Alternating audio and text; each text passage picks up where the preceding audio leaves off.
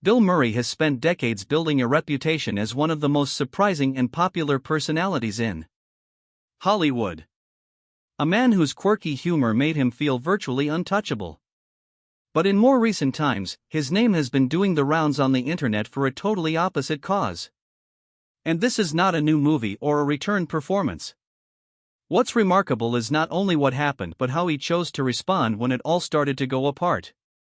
He himself resurrected a dispute many had assumed was already over during a recent appearance. And now, people are not simply questioning a moment. They are beginning to view a full career in a different perspective. The thing that brought everything to a halt. Bill Murray wasn't dragged back into the limelight by a rumor or a minor misunderstanding. Rather, it was a production shutdown that snowballed into something much worse than anyone expected. When a younger female staff member on a comedy project directed by Aziz Ansari complained, work was halted immediately. The complaint was explicit and hard to refute, detailing an incident in which Murray straddled her on a fake bed and kissed her while both wore masks as part of on-set safety precautions. The scenario was exacerbated not just by the physical act itself but also the interpretation of it by the person involved, who apparently said she was shocked and saw the encounter as purely sexual. This project, supported by a big studio under the Disney umbrella, did not attempt to manage the situation quietly or push through filming. Instead, all progress stopped. The cast and crew were sent home, schedules fell apart, and a project that had already consumed a great deal of time and resources was suddenly put on indefinite hold. Behind the scenes, an internal investigation was opened and the process moved fast to official dispute settlement. Murray eventually agreed to a cash settlement, said to be slightly over $100,000, which legally brought the case to a close but did little to stem the damage to his reputation. What makes this moment so special is that it wasn't a standalone moment. For many onlookers, it felt like a watershed moment, when long-standing whispers about Murray's behavior could no longer be ignored. The event didn't merely stop a film. It forced the industry, and the public, to address a topic that had been silently growing for years. Whether the surprising charisma that marked his career had crossed borders more often than people would confess. He made things worse by what he said. It wasn't the complaint that turned a contained incident into a worldwide topic, it was Bill Murray's choice of words to explain it all away. In a comprehensive interview, he did not dispute what happened. Instead, he reshaped it in such a way that it quickly divided public opinion. He said he believed the moment was benign, that he gave a kiss via a mask, and that the individual in question was not a stranger but someone with whom he had worked and had shared meals during production. To him, it was a misguided attempt at humor in a tense milieu where everyone had been locked together for lengthy periods. The problem wasn't the explanation, the problem was the tone underlying it. Murray kept repeating that he thought the behavior was humorous, even saying he had done similar things before and they had been taken as jokes. That detail, more than anything else, it bothered people. It implied a pattern, not a one-off error of judgment. He said he didn't know what possessed him in that time but never fully conceded the possibility that the event might have crossed a clear border from the other person's perspective. He also railed against the internal handling of the problem, taking aim at the studio's human resources process and what he described the lack of any serious attempt at settlement before things blew up. For him, there was no discourse of any consequence, no attempt to de-escalate, and the problem passed too rapidly into official arbitration. He even went so far as to advise others never to consent to arbitration, calling it something that feels like justice, but isn't.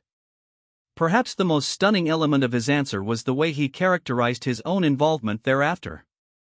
"I felt like I got barbecued," he added, a word that suggested something closer to being publicly punished than held accountable. Even years later, he still thinks about it regularly, but he doesn't say that his worldview has changed in any clear way. But it did reveal a man who thinks he screwed up but still doesn't quite accept how grave others think that screw up is. It was never just one thing. As the talk around Bill Murray heated up, what started as a lone controversy suddenly grew into something far more complex. The recent complaint did not stop people.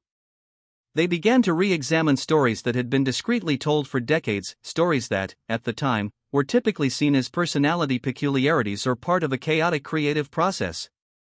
Now those same accounts were being reviewed again, but with a different criteria. One of the first widely reported events came during his run on Saturday Night Live, where backstage confrontations were not unusual. Things became physical during a guest spot by Chevy Chase.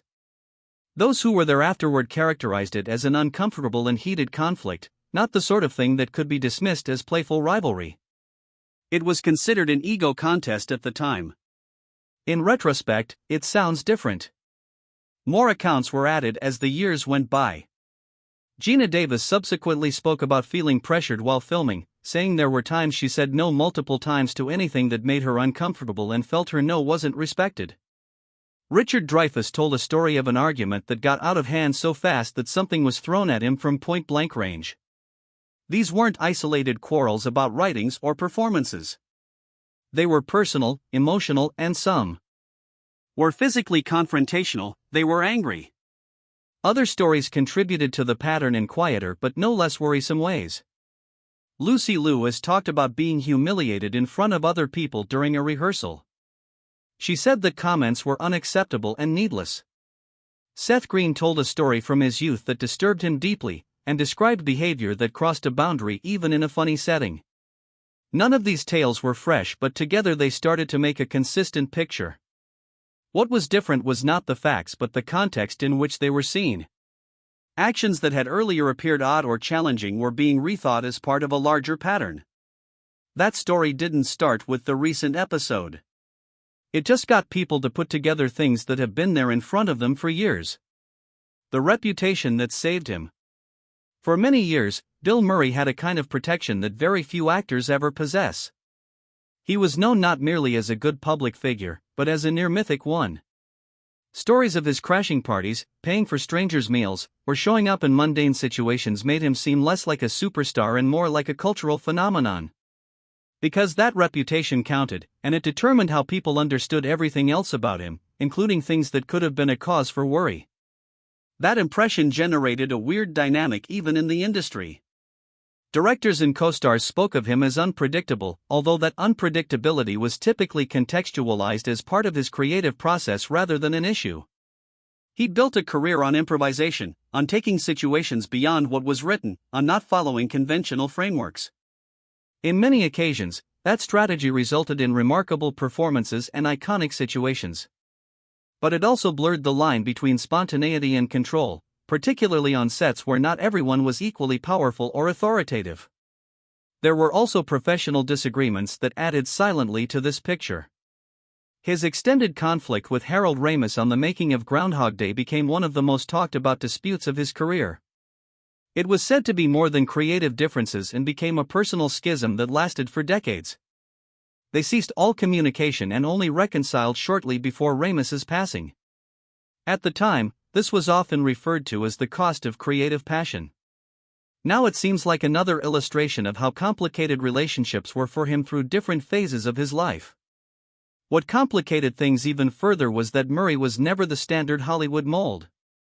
He eschewed traditional representation, avoided structured publicity, and often negotiated his way through the industry on his own terms. That independence provided him great freedom, but it also meant less checks on his interactions with others.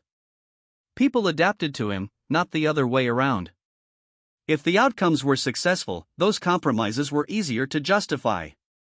His performances still rang out, the audience is still faithful, and the rumors of his eccentricities only made him more of a legend. But the newest controversy renewed attention, and that same reputation started to look less like charm and more like something that had allowed certain acts to go unnoticed for far too long. The industry's reaction to him and the quiet around him. The backlash that ensued was not a big public fallout, but something quieter and in many ways more telling. No spectacular pronouncements from large studios. No coordinated defense from high-profile collaborators. No apparent drive to swiftly reunite Bill Murray into big-budget productions. No, there was distance. Projects slowed down. Conversations changed. The kind of momentum he used to enjoy so naturally now felt uncertain. Inside Hollywood, comments generally come behind closed doors, not in official pronouncements. The signs had been clear in this instance, but subtle. Some collaborators who spoke before about working with him stayed out of public engagement. It was a situation where Murray was not being explicitly ostracized, but was no longer being accepted in the same manner either. And others who had shared terrible experiences in the past were suddenly being mentioned again, their stories resurrecting in a new context. The Aziz Ansari project's implosion had rippling effects that extended beyond one film. It presented practical problems for studios and producers in terms of reliability, insurance issues, and the chance of disruption during production. When a big organization can shut down a film completely, it impacts how future decisions are made.